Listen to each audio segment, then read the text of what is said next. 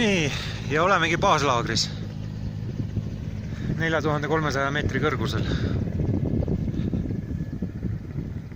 Seal on meie söökla ja siis telgiplatsid tulevad sinna söökla taha.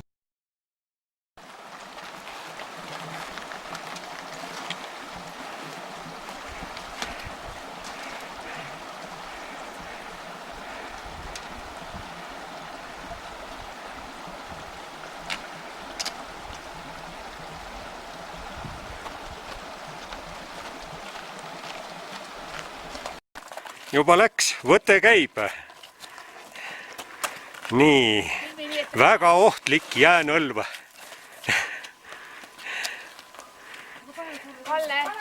Ja. Hello, Katrin.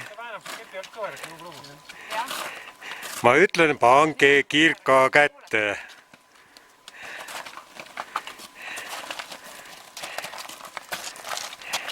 Võta ketkist kinni tõmmata. Õige. Õige matka tarkuseni.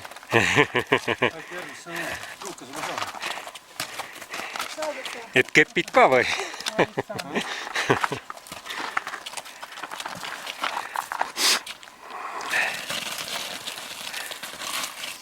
Ega ikka ei saa küll.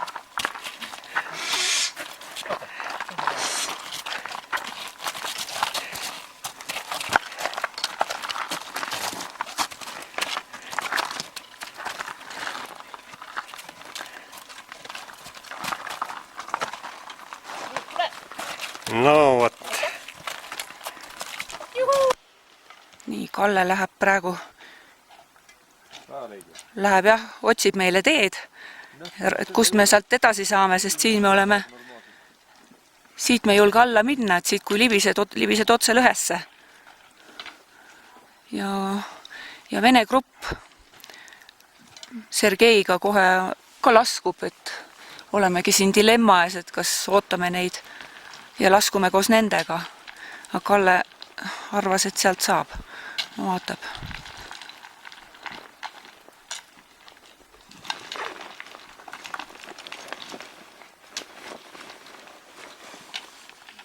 Nojah, aga...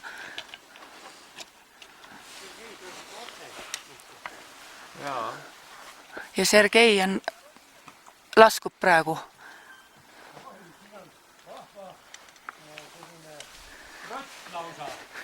Aha.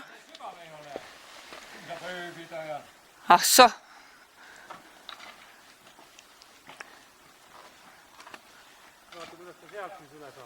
Oota. Seal tundub jah? Seal tundub jah. Ei, ikka üle silla. Üle selle silla. Vaata, mis seis seal on.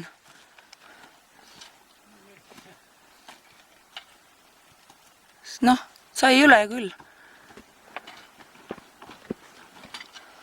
Ei no, sa oled juba... Sealt saab...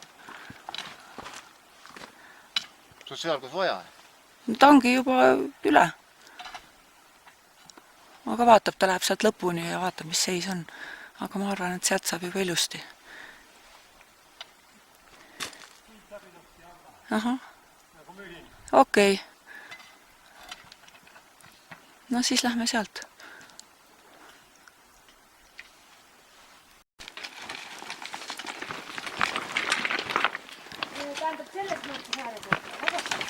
Vaata, kus on nagu hea koht. Ja. Ega väga kasulik on alati niimoodi nagu juhtida või käia ees, otsida rada ja see on niisugune hoopis teine. Mõistlik. Et nüüd me tulime tagasi ja ületasime selle lõhe ja üsnaga tuleme selle teiselt poolt lõhe ja tasakesi astume.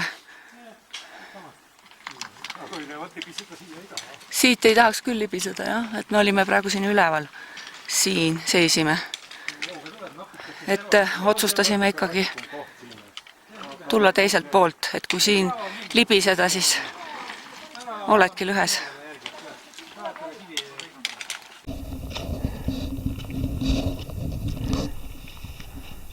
Kalle läheb teise laagrisse.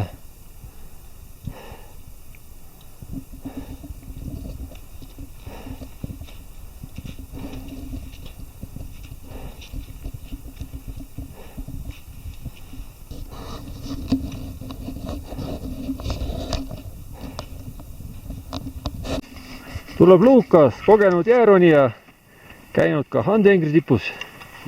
Naeratust näol. Ma just enne ütlesin, et ma juba kujutan ette, mis see Hannibal oleks olnud. Seal oli kõik selline. Seal oli kõik selline täpselt. Ei, vaba! Kes sul taga paistab? Kes ta järgi tuleb? Me oleme eest ära siit. Sinise kiirja. Siin on elu Veerekese pääl. Korženevska 3. laager, 6100 meetrit. Taamal on WC.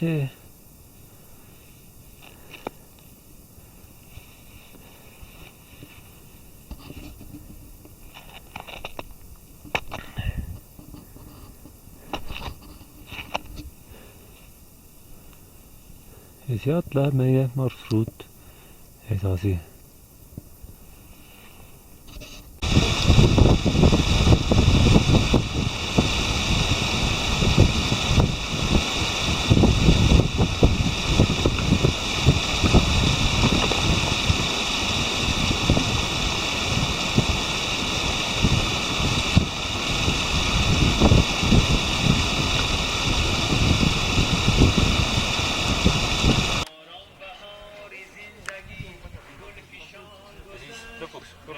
Kuidas see kaelaasend loomulik? Kael on eraldi tegelikult. Aga siis on see niimoodi, et aga siis veel lased seda õhu sisse.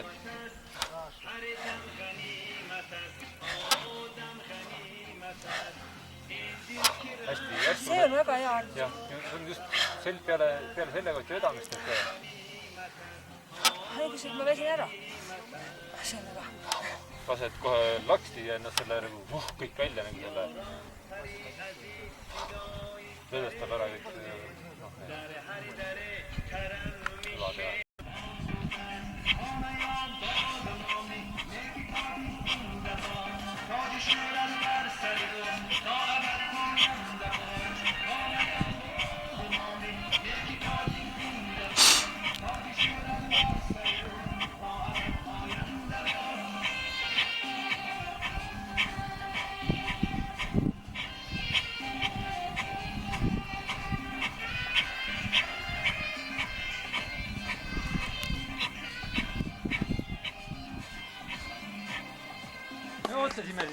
Juba 2 päeva ootasite mind.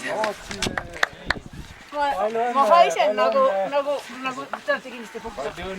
Aitäh. Teate, see oli palju raskem. On võimalik teha ilma aklimatita, aga et siis ole valmis tagajärgedeks. Ja tagajärjed hakkasid täpselt tiksuma, kui ma olin poolel teel tagasi. Mis nõrkus?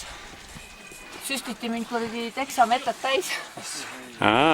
Ei no nad teadsid, et ma olen ilma aklimatita 2 kilomeetrit tõusnud. Oi, aidake noormehed kott maha. Aga ei olnud hullu, ellu jäi. No,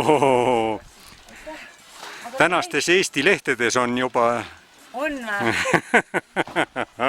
Esimene 7000. Esimene 7000. Aga päriselt ka, seal oli üks vene grupist, kes läks teist korda üles ja ütles, et see aasta oli palju raskem. Noh, ma ei oska ju võrrelda. Ma ei tea. tee oli raskem. Ma ei tea, ütles, et oli palju raskem. Noh, ilm oli kehva esiteks. Ja. Ilm oli väga palju. Harja peal läksid nii, et vaatad, et... Aga harja peal oli tee, oli hea lai sees. No ma ei tea, kui lai oli. Ma mõtlen 2 meetrit. Ei olnud. Jumal kitsas oli. Ma tegin nälja.